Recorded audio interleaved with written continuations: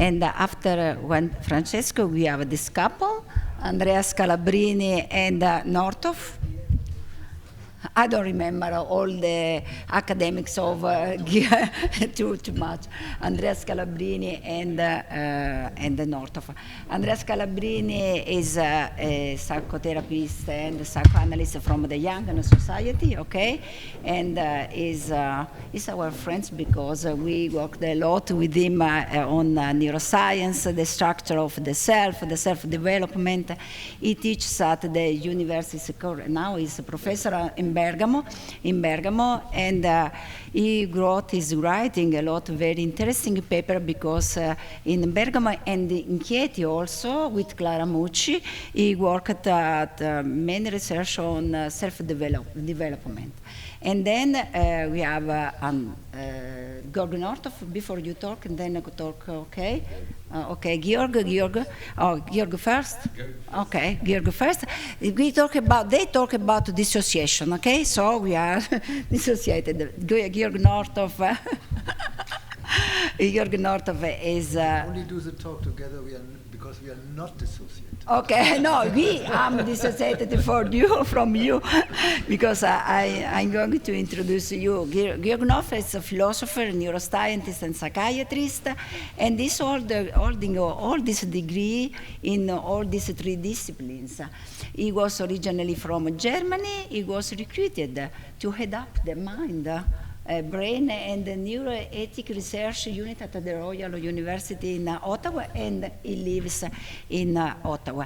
In Canada, yes, Ottawa, Canada. And we wrote together this wonderful book, our book, okay, auto-celebration, self-celebration. No, I am honored to having Georg with us. We started this collaboration many years ago, and I hope we're going on with this collaboration because I think this is one of the best 10 neuroscientists in the world. Thank you very much to be here.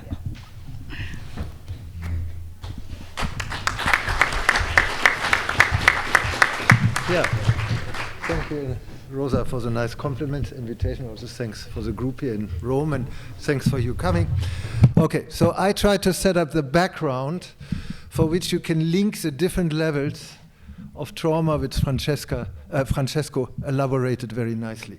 Remember the physical, the biological, the psychological, the computational. So we try to link these features, in particular focus on the subjective experience of trauma. So, and when I say about background, I basically mean dynamics. What is dynamics? Of course, you're a psychoanalyst, you know what psychodynamics is, but broken down, what is dynamics? The pattern of change. And in that pattern of change, there's a certain structure. And that structure is what you analyze on the psychological level. And we analyze that structure more and more also on the neuronal level and on the social level. And then you say, what is the structure? It consists of time and space. So, the key problem for me, and still is, in the current neuroscience and philosophy, and also in neuropsychoanalysis, there's a gap. It's often called explanatory gap, but it's a much deeper gap. We do not know the necessary relationship between the brain and the mind. We don't. We know that water is frozen, fluid, and vapor. Particularly in Canada, we know that very well these days. Yeah? And we know that they're all the same. Yeah? Different configurations of the same thing. We do not know that in the case of brain and mind. It's elusive. That's why Freud gave up after 1895 to continue neuroscience. He just couldn't find that link. You see, he tries desperately in his writing. I love this. This is what happens. Yeah. Yeah. He tried to desperately find the link, failed, like the microphone broke down. So, and that's basically what I'm trying to address. And that's what I'm doing since 20 years, the gap of contingency, and now I need to push this button. You can't hear this. This really seems to be difficult. I have to be so close to this one. And I always hear myself. There's a slight echo here. I'm not hallucinating. So here is the key thing. When I speak of dynamic, maybe I try this one. When I speak of dynamics, this is a very important slide. So often psychoanalysis has been related with cognitive psychology. However, cognitive psychology is by default static. You can see this in the detail. It averages out the changes across time. In dynamics, remember, it's a pattern of change over time. Yeah? How you mimic change over time during these talks. When we average and say we have an average value of your mimic during time, it's a nice value, but there's no dynamics in there. And you know this. Psychoanalyst in your session, the patient changes over time. And that change is important for the therapeutic prediction. So, and you can see this in current psychology and also in cognitive neuroscience, it's averaged out. Yeah? For those who work in neuroscience, the time series is averaged over time and often in the small print of the methods. So in order, and psychoanalysis and psychodynamic, when you read, is originally about dynamics. That is for me the key factor which Freud really saw. He showed the dynamics. Whether it's conscious, unconscious, because it operates across the boundaries of the conscious, unconscious. Dynamics is much more basic. So that's what you see here, that I say, if you want to link the psychoanalysis with cognitive affective neuroscience, or these days computational neuroscience of predictive coding, it's a fantastic start, but it doesn't really get to the dynamics. And even Friston averages out a lot of the dynamics. So that's why I see the black arrow from psychoanalysis to cognitive neuroscience is great, but problematic. So you see, the black arrow is great, but it's problematic because it takes out the key element of subjectivity, dynamics. And dynamics is, for me, the way you experience, for instance, your repression. That's key. That's why I do the yellow arrow to spatial-temporal neuroscience. That's what I call spatial-temporal neuroscience. Let me explicate. Okay, now it's this one. We had this one. So here what I say, what connects the two, it's time and space. Time, dynamics. Space, topography, the relationship among different spatial points. Yeah? That's what we call common currency. You can read this. I didn't cite this here in two big papers in Physics in Life Review, 2020 and 2025. Like in Europe, you have this beautiful different countries, same currency, the euro. Despite the difference, you have a deep underlying similarity, your financial system. Same in the case of brain and mind. You have the difference between brain and mind, but both have a deeper similarity / time and space, topography, and dynamics. So now you say that all sounds very abstract. Topography is on the mental level, mental topography, it's indicated here, and there's also neuronal topography. Mental dynamics, neuronal dynamics. So now that's what I call spatial-temporal neuroscience. Yeah? And that's for me really a fundament. It's not that the other approaches are wrong. They're too narrow. They capture one aspect, but they don't capture the basics of subjectivity, where it's coming from. Where and how do you experience your repression? How do you experience what you call dissociation? That's what I'm after. That's dynamics and topography. Let me explicate that a little bit. That's what we call spatial-temporal neuroscience, and you see it's a broader, it's like the floor in this room, and you have chairs, you have tables, and different things. So, and the different things are, let's say, the different disciplines of neuroscience or computational approaches, but spatial-temporal neuroscience is the floor upon which they stand. That provides the basis, the glue, the basic subjectivity of the brain. And that's key. Subjectivity is not the chandelier. Subjectivity is the floor, the basis of all functions. That's what for me is psychoanalysis. That's why I got into that field. So in that basic subjectivity, now let me briefly give you some examples how you can work with that. Nice concept, but be a little bit more concrete. Whoop, okay, that was a bad idea. Okay, yeah. So I make this short. We really face a crisis in psychiatry. We do not know the mechanisms how brain and symptoms are related. We do not know why a severe sadness, how that is related with the brain. And we have a crisis of subjectivity because in current biological psychiatry, the subject is taken out. Whereas in phenomenological psychiatry, they consider subjective experience, but the brain is taken out. So what do they share? That's, of course, Northoff is clear, spatial time. So for me, psychotic disorders are spatial temporal disorders. They're not just cognitive disorders. They're not just affective disorders. They are much more basic because all these different functions of the brain are affected. And you will see how I play this out. Very briefly, I don't go into details. You can read on my website various talks about spatial temporal psychopathology. Mood disorders are for me not just mood disorders, they're speed disorders. They're either too slow or too fast. You can measure that in the brain. Andrea had a beautiful paper. He showed that the visual cortex is literally too slow in depression. What happens when you're too slow? You cannot follow the fast environment. You feel decoupled, detached, isolated, depressed. Mania, obviously, is the opposite. Too slow, too fast. Now, doesn't like me. Psychotic disorders are precision disorders. In the millisecond range, we call this frequency jittering. Imagine you have your Teams or Zoom meeting, and there's a little crack. It's a little delay, or the other one is too early. You have this 4 or 5 times, gets in your nose, you're confused, you don't know what you do.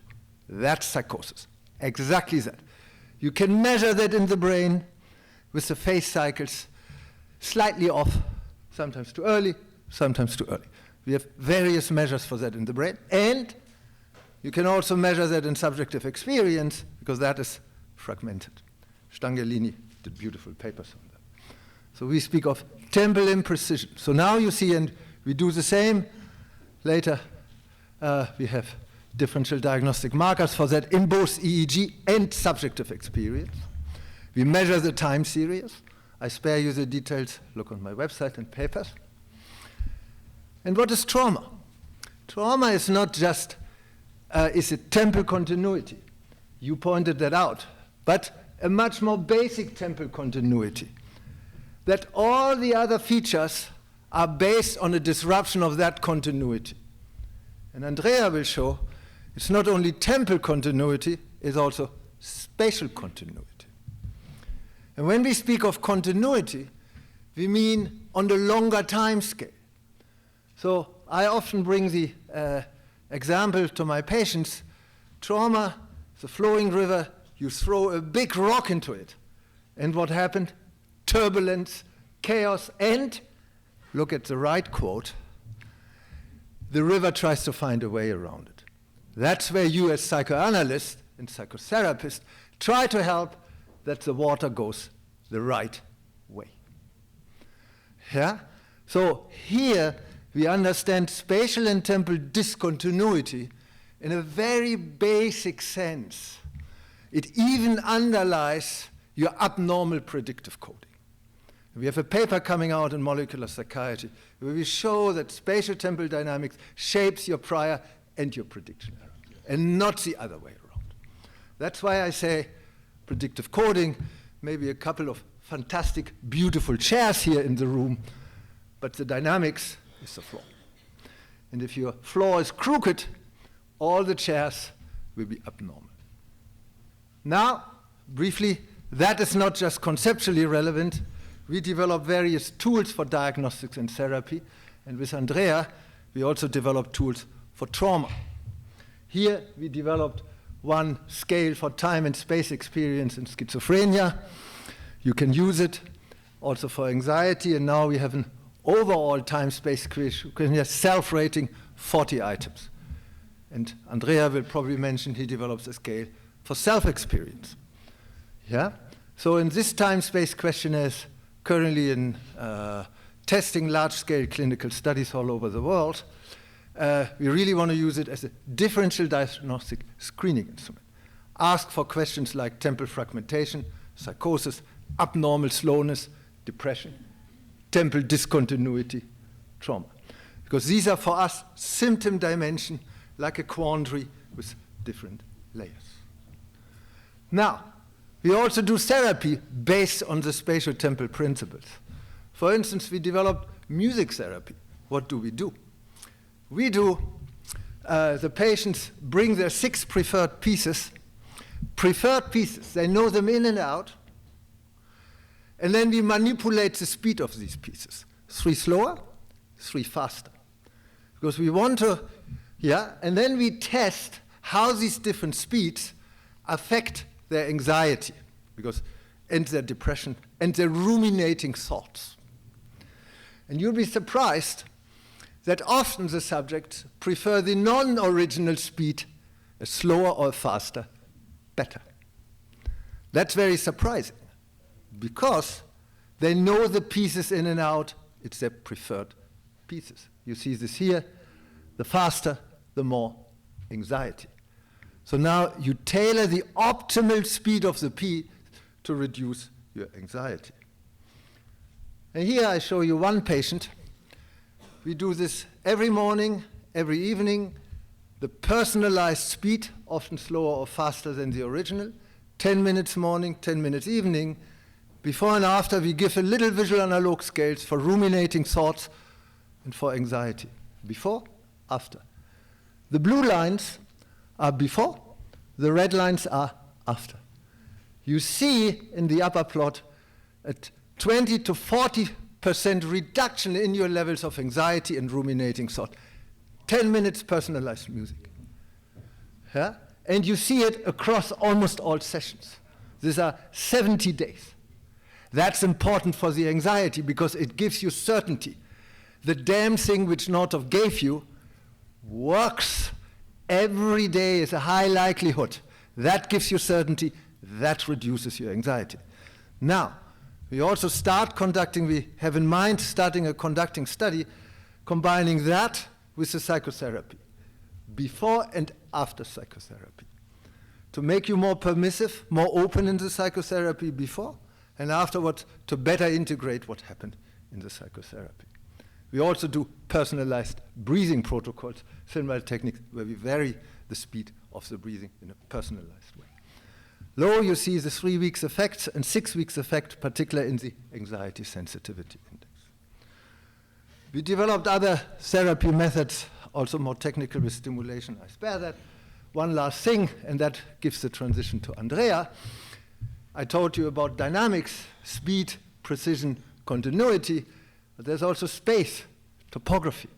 Topography is a concept from geography, and here we show that the self is an intrinsic feature of the brain.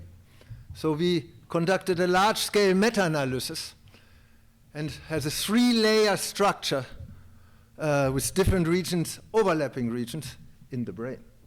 We have an interoceptive level, inner body, exoceptive level, outer body, and mental level, the cognitive level. And most interesting, the regions associated with each level are nested within each other. The regions of the lower level, interoceptive, are recapitulated in the next level. And those again recapitulated in the next level. That's like nature. We've seen that. Or the Russian dolls, my beloved example. So that's true nestedness. Now in psychiatric conditions, this nestedness changes. Andrea will show you some beautiful results on that in trauma. We have other results in schizophrenia and depression. So we want to use this as a differential diagnostic tool, for distinguishing depression, anxiety, trauma, psychosis. And we are working on that. It's very successful, and Andrea also develops a psychological scale. So here, yourself, now you say, Northoff, this reminds me of Freud. This is like the three-layer topography of Freud. However, Andrea will show you this is deeply relational. First, this is evolutionary grown. And second, it is each of the level is intrinsically relational to the context. So that's really what Francesco, in the last part of his paper, turned out. Our brain is intrinsically relational. And it's not just neuronal, it's neurosocial, neuroecological. And we test this, for instance, through temporal spatial alignment. The Russian dolls. How could I forget them? Okay. So this is the same thing. You will see this, no doubt. And I think now it's time for Andrea. Whoops, sorry, wrong one. Next one. Thank you very much. In the future.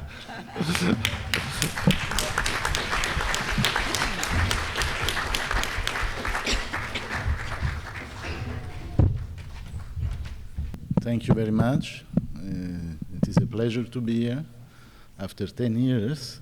And I'm very happy because this actually is 10 years of research, okay, that I conducted together with Georg. We started to 2016, I think. So 2026, actually 10 years of research together on the self, on traumatic experience, and especially on dissociation. So the title of my talk is Dissociation and Discontinuity of Being, but let's start with Freud and Jung, the fundamentals, the basis of my psychoanalysis. So let's start with Freud saying that the self is first and foremost a bodily self. So Francesco pointed out very well. I really love the hippocampus slides you showed and the evolution, the development of the self of the baby. The self of the baby is first a bodily self. And then another quote from Jung that he wrote in Zarathustra writings, in his Zarathustra seminars. So he said, the psychological unconscious is not the only one. We have another unconscious that is somatic. He called it the subtle body, the physiological unconscious. So what Jung anticipated is exactly what Georg quoted before, what we call the common currency between the psyche and the body is the brain as well, okay? So my passion for neuroscience combined with psychoanalysis cannot be fruitful without each other. My research identity without my clinical identity cannot be fruitful. So my first experience of the encounter of the patients, cannot be informative without my ideas of the brain, ideas of the body, and how this regulatory system between the two influence each other. Let me explain it. So first, let's forget for the moment the topography of Freud. I think the topography of Jung is slightly different. So for Jung, the self, and Freud never really spoke about the self. He spoke more about the ego. Of course, he spoke about subjectivity, but he didn't really encounter the self in his writing. So only later psychoanalysts like Winnicott, for example, that I love a lot. But the first is actually Jung. Jung speaks about the self as the center of our personality. The self is something that is difficult to describe, is the inner subjective experience between the inner world and the external reality, is an interface that tries to combine the two. And let's point the continuity. So the self is the sum of everything we are now, everything we were, and everything we could potentially become. So the continuity between past, present, and future. This is very important. But where does this continuity of being, of our self, comes from? So Georg already mentioned, we speaks about these 3 layers of self, but where does these 3 layers of self, starts? What is the basis? What is the basis of this interoceptive, exteroceptive, and mental self?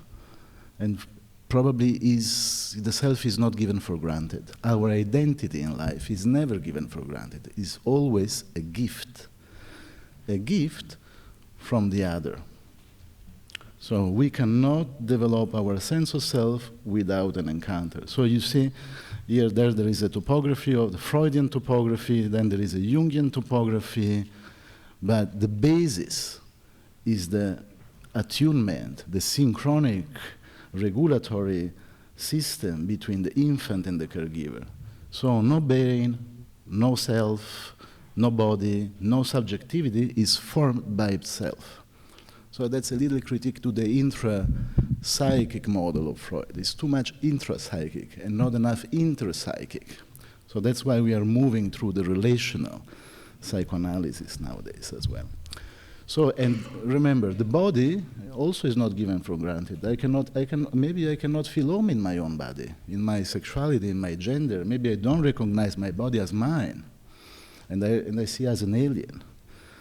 So why do I feel alienated from my body? So the body is always the first object that the psyche encounters. And it's not the case that Winnicott spoke a lot about the handling of the mind. The handling is a necessary condition, the touch, the affective touch, is a necessary condition for the integration and connection, and not disconnection, dissociation, of the psyche within the body. Yeah? So even before the body, there is a relationship.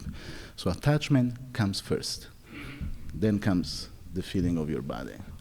So now, just to mention neuroscience, you see how neuroscience can really be informative of psychodynamic and psychoanalysis. This is the group around Talon-Baudry in France that worked a lot on interoception and exteroception. So neuroscience and psychodynamic psychology really are tilting their attention to the inner state of the body in relation with the external world. So this is intero-exteroception processing. So that give us the possibility before mentalizing, okay, to navigate the world. Otherwise, we cannot navigate the world.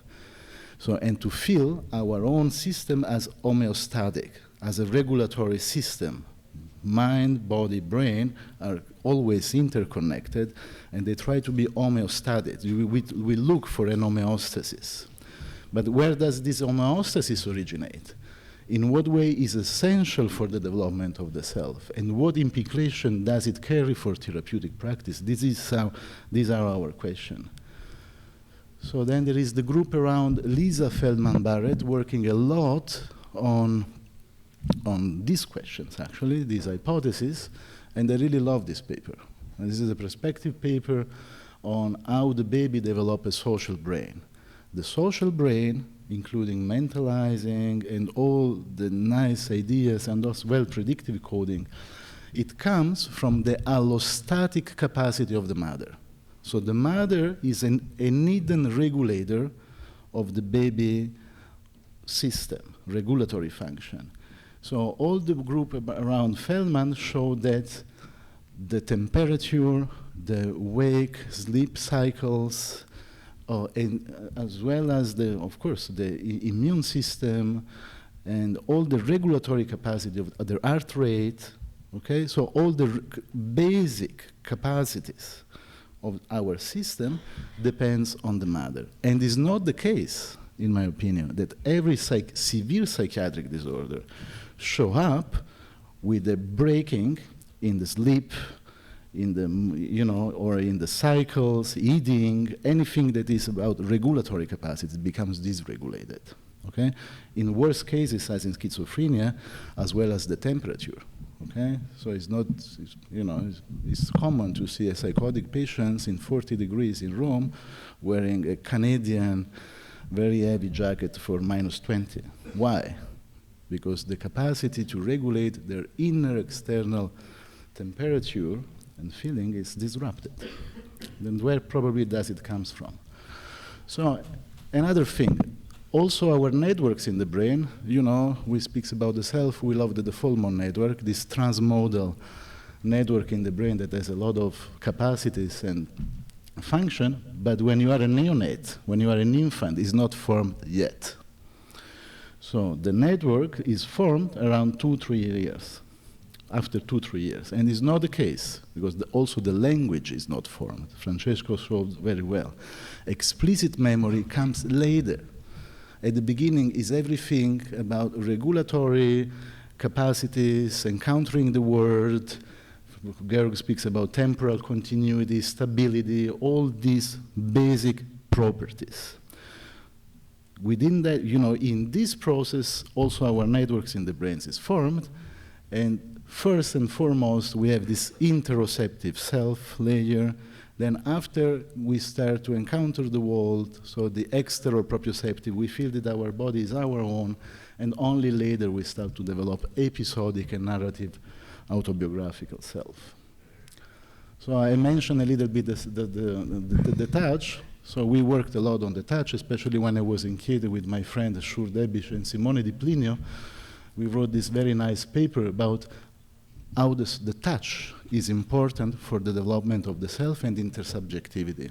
And it starts, and here there is Vittorio Garlese that has a very nice line of research on that, from the prenatal experience of the baby, and the mother touching her own body and her own baby in a certain way. So, the sense of self. Just to give you a little bit more information. The interoceptive self is the way the brain processes and perceives the internal organs. Okay? So if we want to measure it, we ask the person to count their own heartbeat without touching their body. How much can you feel yourself? Can you really be in sync with yourself? And very important, the most crucial hub is the anterior right insula. The anterior right insula is the same we saw before for the regulation of intero and external capacities between mother and baby. So it's a regulatory hub. Then we have the exteroceptive self. The exteroceptive is about encounter with the world, with the external world, and my own body. And of course, also this kind of capacity related to automatic mentalizing, implicit mentalizing. And only later, you can see, there is this narrative self, this autobiographical self. So the autobiographical self, the narration that we have, this history of our own, a subjective experience comes at the end. The body comes first. So very important, you see there is a common denominator. Georg already mentioned. So these layers are nested. They are nested and they are expanded. So at the beginning there is a network that is relatively small. Then there is an adding of new regions in the network, but there is always one that is common and is very crucial. That is the insula, the same region that we saw that was crucial for the mother-infant regulatory capacities exchange. Another author in neuroscience, Buddy Craig, speaks about the subjectivity, the feeling of being a subject, being the same over the time, so the continuity. So in his idea, so this continuous monitoring or intero-exteroceptive processing of stimuli together with the ventromedial prefrontal cortex in the brain gave us the fundamental idea of being us, being our own self. Very important. This insula, so we wrote a paper, me, Georg, and Angelica, another colleague that worked in Georg's lab, about the role of right insula. So the right insula is not the case. Over the 3 layers of self increases importance. Okay, the degree of centrality. So let me tell you. So in the interoceptive network, the insula is the same role as all the other regions. Doesn't matter. It's not so fundamental. When it reaches the mental self layer, its degree of centrality becomes much higher. What does it mean? That all roads pass to Rome. Okay, is the center of the network. Is the center of the nation. Is Duomo Square in Milan. Okay, so where everything that is the center. So you need to pass through the center to reach another point. So what does it mean in psychological terms? that our autobiographical, our mental self depends on the capacity of our insula. If you want to feel this connection between the two, you cannot exclude. So let's move through dissociation, okay? So now we had a little bit of the development of the self, these 3 layers of self, this concept of being a subject, being a self, but what happens in dissociation? And especially, what is dissociation? So just to point, so my talk is about discontinuity, but it's not something that I wake up in the morning today and said, okay, I want to speak about discontinuity. DSM and DCD-11 said very clearly, so dissociation is an involuntary disruption or discontinuity in the normal integration of function of the psyche in the brain. The same is in DSM. So discontinuity and disruption of normal integration is the key word. What are the symptoms of dissociation? We have compartmentalized symptoms and detachment symptoms. What does it mean? Compartmentalization means that there is something that is compartmentalized and I'm not able to access that kind of information anymore. They might come in dreams, nightmares, intrusive memory, but without our voluntary agency. Detachment is actually something else, is feeling disconnected. So the word is connection. So you feel completely disconnected. From what? From your own body, from the whole experience, from the world, okay? But dissociation is also a process, is a dimension. Can be a milder, can be bad, can be also normal. If I watch a movie that I like it very much, I feel absorbed. And for 2 hours, maybe I forget on myself. This is a normal dissociation, it's adaptive as well. Finally, I can forget about my duties and myself, my problems. But then it can become more pervasive, either structural. What does it mean structural? That is part of my personality. It's something that is my normality. So when we speak about dissociation, we are moving from self-continuity. So I'm myself and I'm the same, I'm always the same, even through the passage of time, and I can envision myself to discontinuity. When a traumatic event occurs, the natural continuity of the self across time, meaning the connection between past, present, and future, can become disrupted. And you see, I speak here in the slides, and I have to thank ChatGPT for the slides. I trained ChatGPT a lot, but then it did a good result so far. So here I refer to the structural theory of dissociation of personality, like I'm talking about Van der Aert, for example. So when a trauma occurs, there is an emotional part that becomes fixated on traumatic experience. It holds the intense affect, the bodily sensation, the implicit memories, and all the defensive response: fight, flight, freeze, and collapse. But then, so you see, there is the continuity of the signal, it stops at a certain point. And it becomes this emotional fixated part that is not fully accessible anymore. And then there is another part of personality that we can call, with Winnicott, the false self, but in this theory it's called the apparent normal personality that continues functioning in daily life. It goes to work, maintains relationship, performs tasks, anything. However, this forward movement often becomes, with emotional numbing, reduced vitality, liveliness is very reduced, libido is very reduced, and the sense of disconnection. So life becomes more flattened, colorless, or mechanical. So you see, this is the theory of structural theory of personality.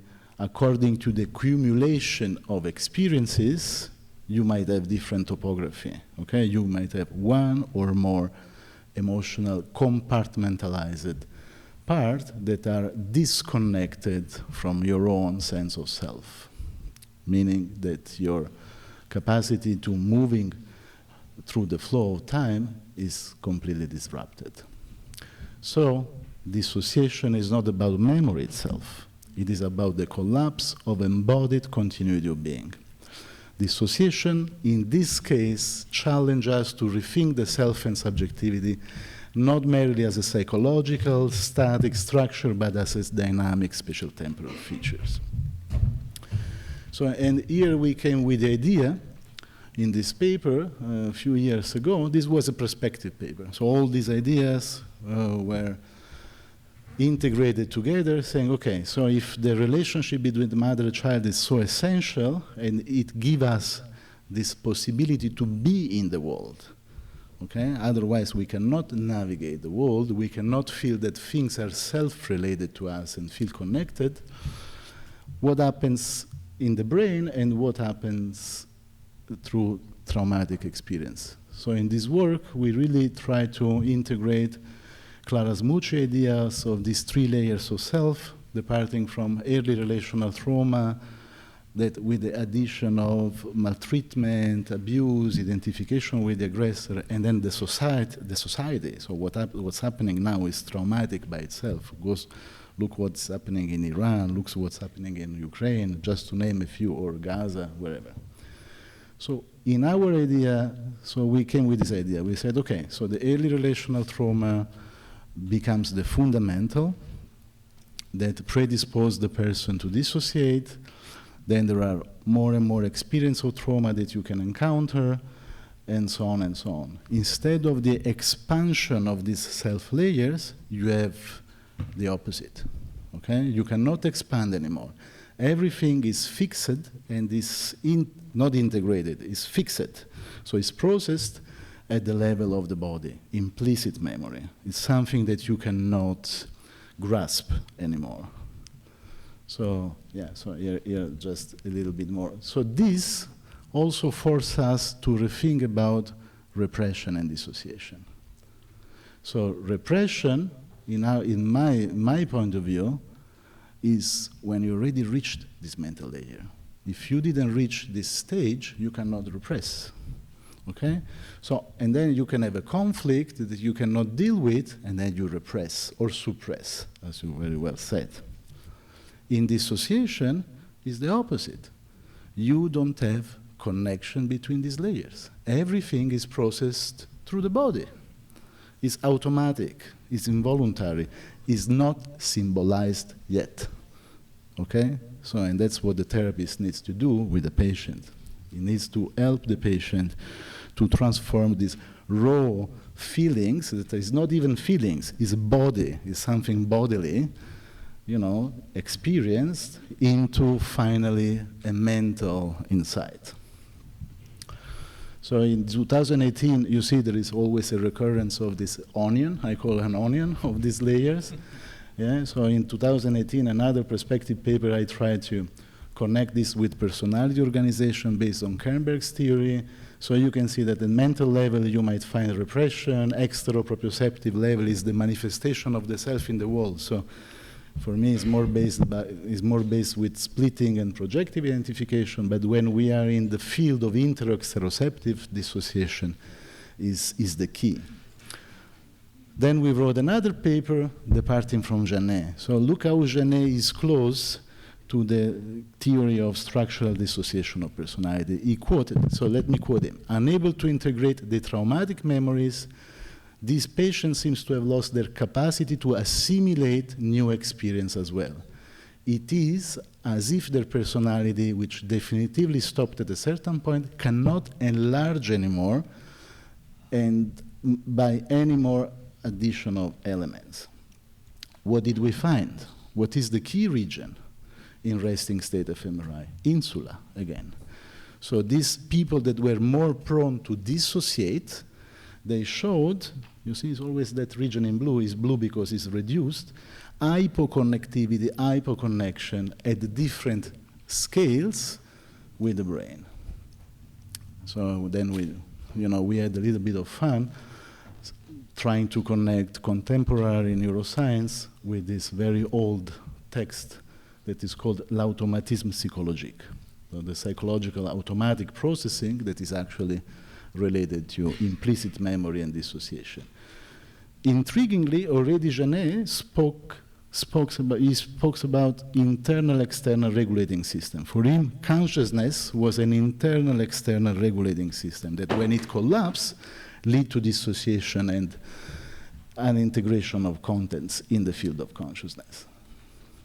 So, another study. So this 2017, I was very interested in personality disorders, and then I did a meta-analysis on the extent of dissociation in BPD compared to other disorders, and then a few years later there was another very nice meta-analysis by a colleague in Germany showing that dissociation is present across the whole spectrum of psychopathology.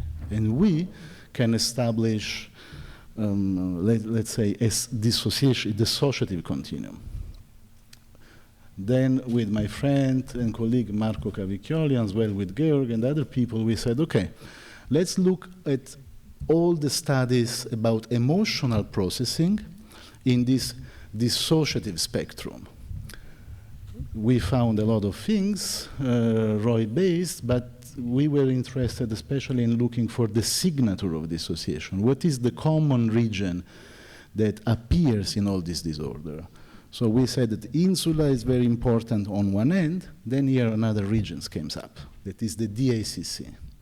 You see, dorsal anterior cingulate cortex. And what does this region does? What's their function? Is a region of conflict monitoring. It modulates cognitive control, it detects salient internal states, and encodes efforts. So we might say that this really speaks for Bromberg, okay? In which sense? So we lose, so the dissociation is the defense before there is no escape anymore. It's the last form of escape. So it's like our system is prone continuously to perceive the world as a threat that I cannot control. The conflict becomes so high, and then instead of integrating, I escape.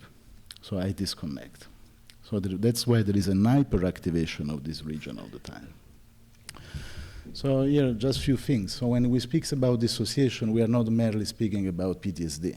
PTSD is let's say, is a symptomatic disorder that can be caused by human hand or natural catastrophe, traumatic experience. So far in DSM-5, it was very important because it's not anymore an anxiety disorder, it's a trauma-related disorder. And there was an addition that is important. So they added the dissociative subtypes.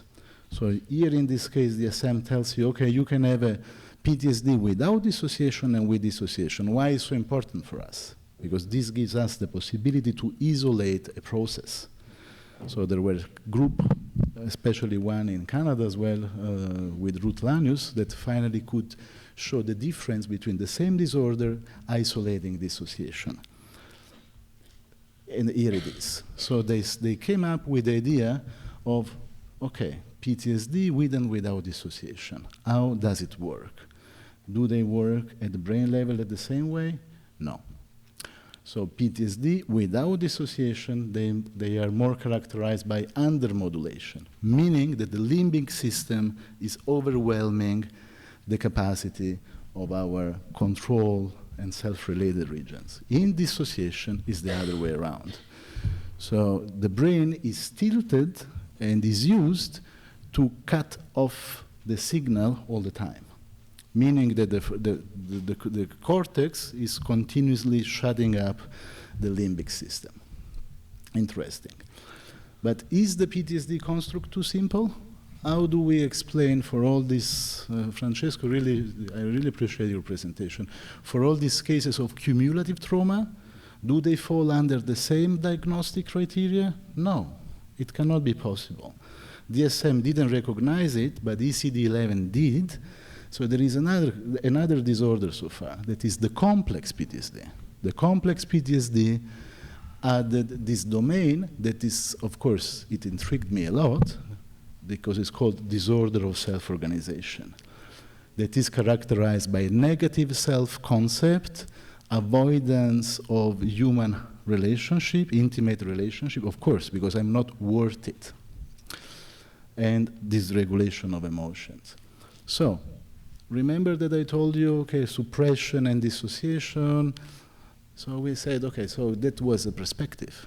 But as a scientist, we wanted to demonstrate it and said, okay, what can we do?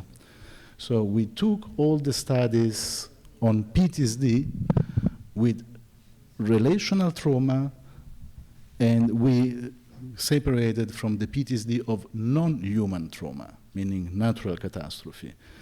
All the studies about emotional processing. You see, so we have, let's say, trauma non-relational, trauma relational. What was the main finding? That PTSD characterized by non-relational trauma can still, let's say, can still activate and use, either if it's maladaptive, the regions of the mental self, the ventromedial and dorsal anterior cingulate cortex. People with relational trauma, they cannot. They deal with emotion at a very intero-exteroceptive based processing, meaning this is implicit. It's an implicit memory, it's an automatic bodily response that cannot be mental when you deal with your emotion. So far, our intuition was confirmed, and that's what science should do. So then we came up with the idea of, and this speaks of predictive coding as well, so for me this is a baseline. What does it mean, baseline? Is our normal way to process the information that we have. And we call this dissociative baseline, that is an impaired spatial temporal pre-post-stimulus processing leading to the alteration in perspectiveness of minds that disrupt the relation with the body, the self, the others, and with the context. So far, we also show that our self, the basis of ourself is not all these functions that are social, cognitive, affective, it's something else. For us, what is psychological baseline is this, let's say, first fundamental feeling of connection within our mental activity, our interoceptive bodily system, with other people, with environment and nature. And what we found, okay, so there is not the slides here, what we found is that on a sample of 1,000 subjects across all the world, that people that reported to have a psychological or a psychiatric problem, they felt much more disconnected on average from people that were more, let's say, healthy. So this is a very basic property, okay? Before any fine-grade psychoanalytic thinking. So what is the basis? Do you feel connected or not? So that's the main question. So then I'm going to the end of my talk, from the brain to the therapeutic field. So here I investigated with a group of researchers. I was very interested in this disorder of self-organization, okay? And I was very interested in the therapist countertransference, affective reaction, okay? So we wanted to disentangle the reaction through PTSD symptoms or disorder of self-organization in patients. So we investigated the therapists, not the patients. We asked therapists to speak and to fulfill questionnaires and scales about their own patients. And I was interested in many things, but the main point of this study is what is happening in the setting, in the therapeutic setting. Does the therapist feel also dissociated from and disconnected from the patients? When does it happen? And so we asked them a lot of things, but then we came up with the idea, in the relationship with this patient, how much do you feel absorbed in your inner mental world, for example? How much do you feel distant from your body? How much do you have amnestic episodes, meaning you don't remember what patient is telling you during the session or across sessions, like amnesia, little amnesia. Okay? So what did we find? First, we found that PTSD, for example, PTSD symptoms they don't really evoke strong countertransference in therapists. They don't.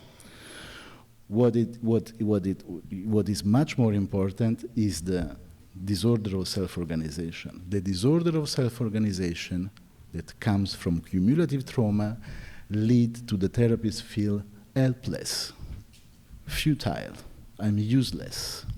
And many young therapists that comes in supervision, they come with the idea, I don't know what to do, maybe I should study more, maybe I should do more training. No, you are probably experiencing what the patient experienced himself. As he couldn't escape, you cannot escape anymore. And that was very fascinating.